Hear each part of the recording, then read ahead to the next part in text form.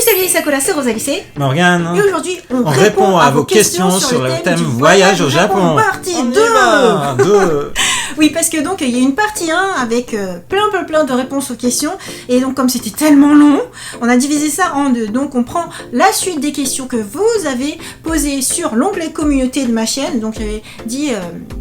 posez vos questions. Donc c'est surtout les abonnés qui ont pu voir la notification. Donc si jamais vous n'êtes pas abonné, abonnez-vous.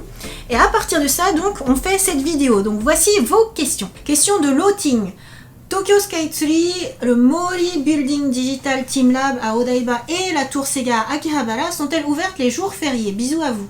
Bon, globalement, les gros bâtiments sont ouverts toute l'année, sauf peut-être à quelques occasions. Il faut vraiment vérifier quand même le site internet au moment où on prévoit d'y aller, parce qu'il peut toujours y avoir un événement. Ça peut être un événement comme un typhon, comme celui qu'on a vécu au moment où on est arrivé à Osaka, puisque les bâtiments ont été fermés par mesure de précaution. Que fait ton homme dans la vie? Alors là, je mets juste sa question à lui, mais en fait, vous avez été vraiment nombreux à mettre en commentaire sur un peu plein de vidéos.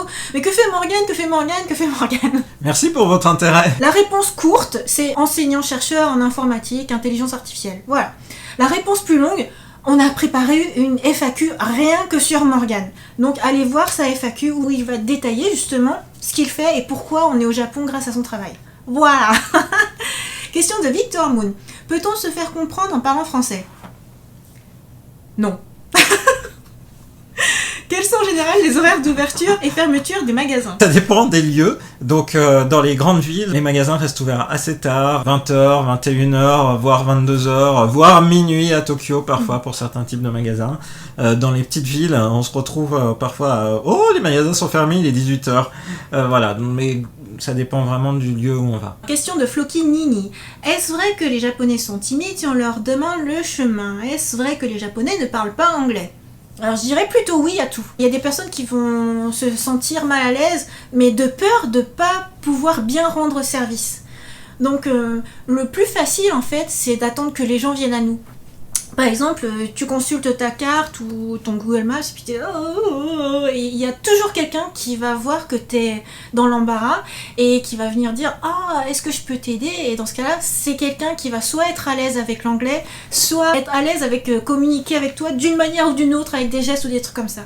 Voilà, ça c'est ce que je conseillerais. Question de Caruso Désir. Bonjour Rosalie, j'adore tes voyages que tu fais au Japon. J'aimerais savoir s'il serait possible que tu fasses plein de photos et de vidéos, car j'adore ce que tu fais, surtout quand il y a des expos d'animés, de manga, ou quand Morgane va chercher des magazines manga. Merci beaucoup et bonnes vacances.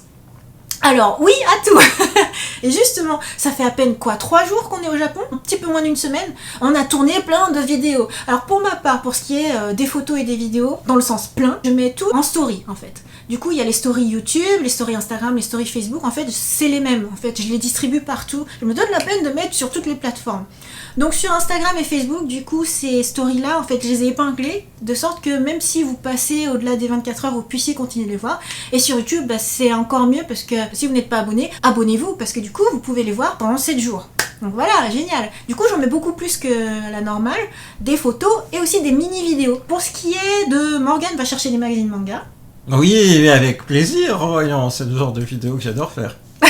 Tu veux pas dire qu'en fait, les magazines qu'on voit derrière, on a déjà fait des chroniques? Ben voilà, donc il y a des chroniques à venir ou qui sont passées déjà. Par exemple, au moment où on tourne cette vidéo, la chronique du Jump de Obon a déjà été publiée. J'espère que vous aimez ce type de chronique, n'hésitez pas à le dire. C'est pas forcément les gros hits de la chaîne, mais j'aime bien savoir si vous y trouvez un intérêt. Donc quand il y a des retours, et c'est le cas là par exemple sur la vidéo du Jump, ça me fait chaud au cœur et ça me donne envie d'en faire d'autres. Voilà, puis après pour ce qui est de photos et vidéos d'expos, d'animés et de manga, bah ça dépend en fait, parce que pour la plupart, t'as pas le droit normalement de prendre des images. C'est pareil dans les magasins, parce que je sais qu'il y en a qui ont trop envie que je filme les magasins de goodies ou d'électronique et tout, mais techniquement, normalement, t'as pas le droit. Après, cela dit, des fois on prend quelques shots. Morgane surtout, il prend plein de photos, des fois des vitrines ou des trucs qu'il aime bien. Des objets. Oh, ça vient de sortir, donc ça, du coup, il le met sur son Instagram à lui. Puis je pense que je vais les incruster aussi au fur et à mesure dans les vidéos. Et je pense que c'est important effectivement de respecter aussi son environnement. Donc notamment on fait attention à pas prendre en photo les gens ou avoir des personnes dans le champ. Donc on essaye de se débrouiller comme on peut parce que parfois le monde qu'il peut y avoir dans la rue au Japon rend la chose compliquée. Question de Jim Crossing. Combien de fois es-tu allé au Japon dans ta vie? Alors pour ma part, 20 fois. Pour ma part, 18. Mais le nombre de fois compte plus vraiment quand on fait des séjours longs. Par exemple, il y a une fois, c'était 5 mois directement. Enfin, on était juste à partir d'un moment, on va dire, ça ne dit plus grand-chose, le nombre de fois. Question de Yuki Taiyo. Vous êtes à Tokyo, du coup, j'aurais espéré vous voir à Kyoto. Et malheureusement, cette fois-ci, on va pas s'arrêter à Kyoto. C'est un séjour un peu rapide, un peu la course. On fait déjà Osaka, Tokyo, Kobe et Kyoto, ça sera pour une prochaine fois. Merci en tout cas pour ta fidélité à nous suivre, ça fait toujours plaisir d'avoir des nouvelles de ta part. Question de Dunia Pedrosa. Coucou, j'adore tes vidéos pleines de vie et de fraîcheur, merci. Combien de temps restez-vous au Japon cette fois? J'ai déjà répondu. J'ai hâte d'y retourner, j'y vais durant tout septembre-octobre. Oh génial! Pour le boulot aussi. Comme Morgane. Plein de bisous à vous et profitez des moments de détente et découvertes que vous aurez. Merci beaucoup, pareillement, un bon séjour après en septembre-octobre, c'est une belle période, Koiyo, l'automne japonais, moi j'adore. Ah, du coup, je te pose la question, quel est ton travail? Question de Shun66. Bonjour Rosalis, merci pour tes vidéos, je pars au Japon début novembre pour 3 semaines. Ah, comme nous, 3 semaines. J'ai le projet de me rendre dans la préfecture et ville de Wakayama, dans le sud d'Osaka. J'aimerais savoir si vous aviez déjà visité cette région avec Morgane. Si oui, vous avez peut-être quelques adresses sympas à conseiller. Merci. On est allé plusieurs fois dans la région de Wakayama. D'ailleurs, je serais curieux de savoir pourquoi tu envisages d'aller dans cette zone-là, parce qu'elle n'est pas si connue. Nous, on y est allé pour le boulot aussi, par rapport à l'université. C'est assez intéressant, je fais juste une petite parenthèse là-dessus. C'est que mes collègues japonais qui habitent dans les grandes villes disent que Wakayama, c'est génial pour aller faire de la recherche, parce qu'il y a tellement rien à faire autour de l'université de Wakayama qu'on peut être dans un mode un peu ermite et trouver des résultats ultra théoriques grâce à ça. Moi j'adore aller à Wakayama, c'est chouette, il y a un beau château, il y a un bel environnement, la ville est petite mais très chouette, il y a Wakanoura, il y a une côte sur laquelle on avait marché, on avait fait pas mal de balades. Je trouve que ça mérite de s'y arrêter et d'aller explorer. Question de Obrgsil. Bonjour Rosalie, c'est Morgane, je serai au Japon dans quelques jours. Ah, c'est génial, mais tout le monde va au Japon. Peut-être qu'on se croisera. Le temps en ce moment c'est très chaud, 35 degrés et très humide. Ouais, c'est vrai. N'étant pas du tout habitué à avoir un temps comme ça chez nous, quel est votre conseil vestimentaire pour éviter d'être malade et d'avoir les pieds trempés sans pour autant ne ressembler à rien? Merci pour votre conseil et votre chaîne, j'ai appris plein de choses sur le Japon grâce à vous. Alors mon conseil c'est de porter des vêtements respirants. Par exemple, de la marque Uniqlo, il y a Airism, c'est un type de tissu technique un peu comme les vêtements sportifs, qui fait que même si tu transpires, en fait ça va s'évaporer facilement. Et puis sinon aussi mon conseil, parce que par exemple moi j'aime bien porter des robes, et puis en fait je suis bras nus, je suis épaules nues, et c'est de prendre un petit gilet toujours avec soi dans son sac, dans son tote bag, puis de pouvoir se le mettre au moins sur les épaules rapidement, parce que tu passes de très très très très chaud à tout d'un coup, ne serait-ce que si tu prends le métro, c'est climatisé. Ou alors tu rentres dans un bâtiment, un shopping mall ou quelque chose, paf, c'est climatisé. De toute façon, de manière générale, tu vas vivre le chaud-froid assez fréquemment. Donc il faut pouvoir prendre les devants. Sinon, tu vas attraper la crève et c'est pas le but quand on part en vacances.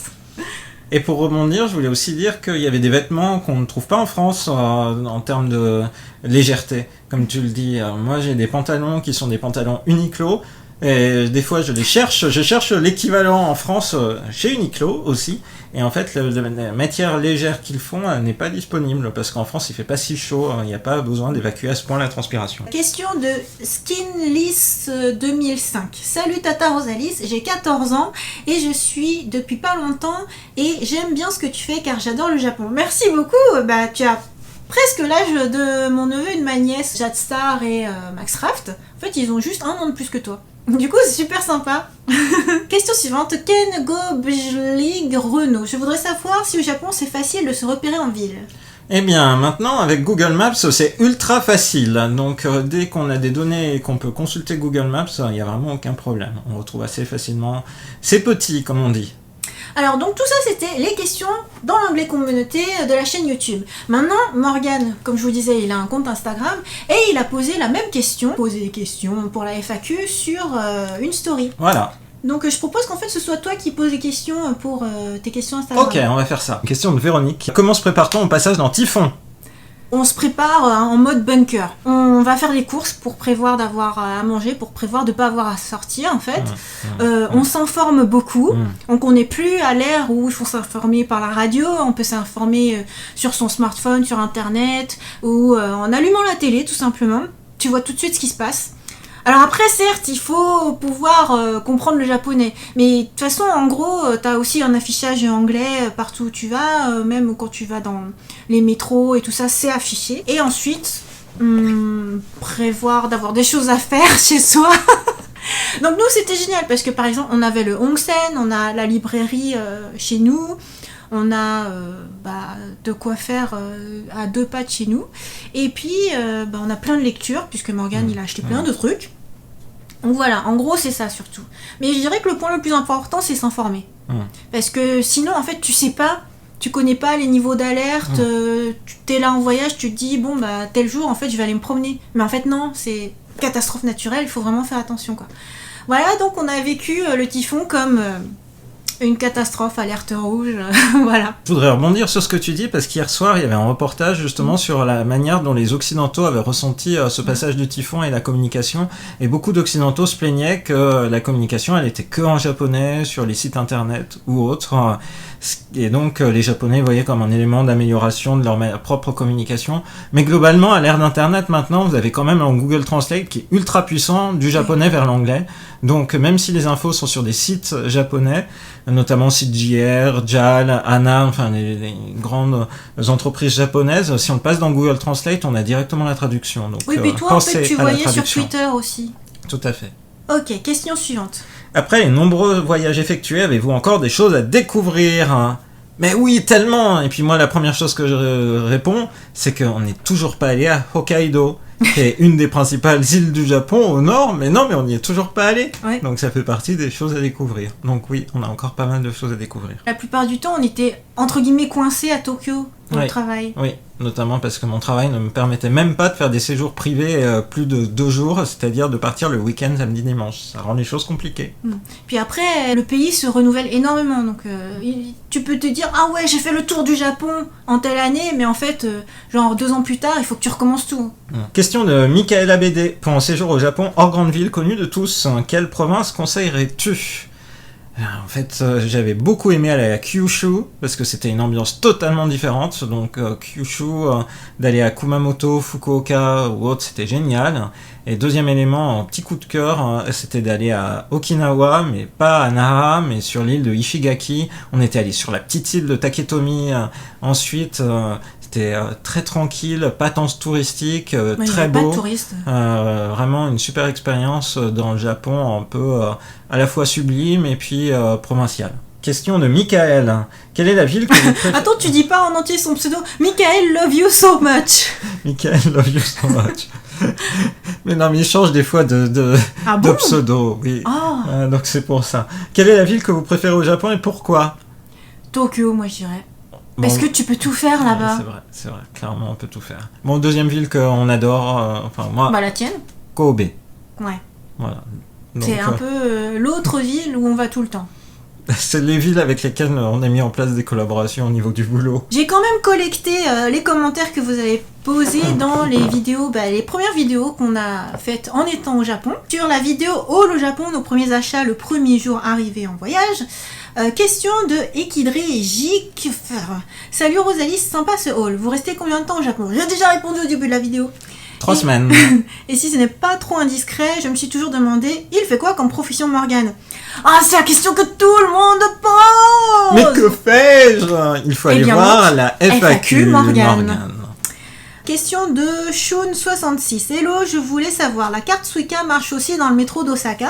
Oui, c'est exceptionnel parce que là aussi, on parlait du fait que beaucoup de choses changent au Japon rapidement. Il y a quelques années, on ne pouvait pas utiliser la carte Suica ailleurs qu'à Tokyo. Et puis ensuite, on a pu commencer à pouvoir l'utiliser ailleurs. Et bien, on peut l'utiliser maintenant à Osaka. Donc directement, Rosalis avec sa carte Suica qui est dans son Apple Watch ou moi dans mon iPhone, et ben ça marche très bien. Bon, si vous l'avez au format physique et pas dans un téléphone ou dans une smartwatch, ça marche aussi. Hein. Dernière question, Blandine G. Merci pour le plan Uniqlo. S'il y en a encore en septembre, certains thèmes devraient plaire aux amateurs de manga. Alors, c'est des t-shirts qui sont en partenariat, qui sont évoqués ici.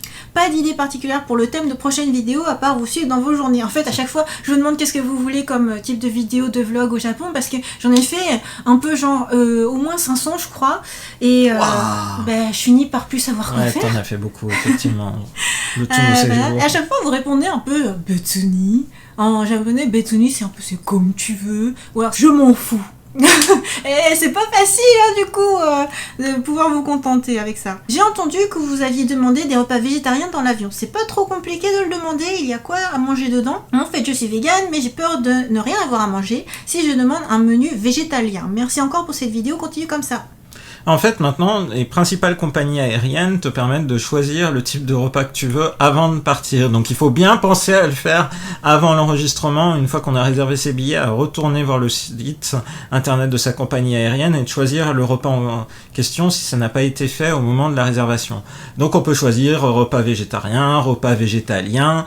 On a un petit peu testé les différentes choses. Là, récemment, du coup, sur Air France, Rosalie a pris un repas végétalien, j'ai pris un repas végétarien. J'étais curieux de voir ce qu'il y avait dedans, en fait. C'était même précisé ovo, lacto, végétarien. Oui, donc curieux de voir ce qu'il y avait comme différence. Pas d'énormes différences, quelques éléments, c'est-à-dire j'avais un bout de camembert et un beurre, et Rosalie avait une compote que je lui ai beaucoup envié. Et mais je te l'ai donné. Oui, mais quand je l'ai vu arriver, je te l'ai envié.